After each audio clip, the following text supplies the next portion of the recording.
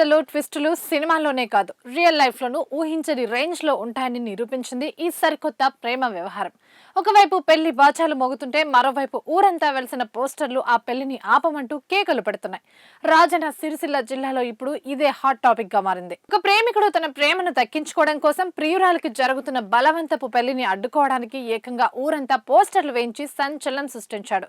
రాజన్న సిరిసిల్ల జిల్లా తుంగళ్లపల్లి మండలం కేంద్రంలో ఈ వినూత్నమైన పోస్టర్ స్థానికంగా తీవ్ర కలకలం రేపాయి.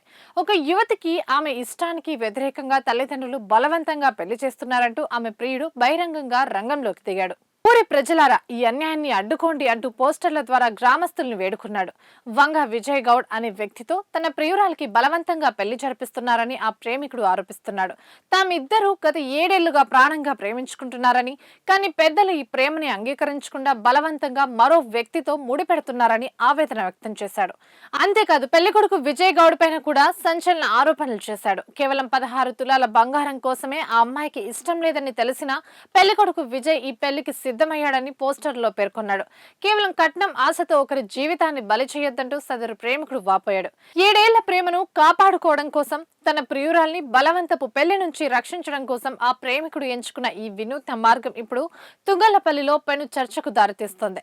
ఈ పోస్టర్ల వ్యవహారంతో అటు పెళ్లింట్లోనూ ఇటు స్థానిక ప్రజల్లోనూ తీవ్ర ఉత్కంఠ నెలకొంది.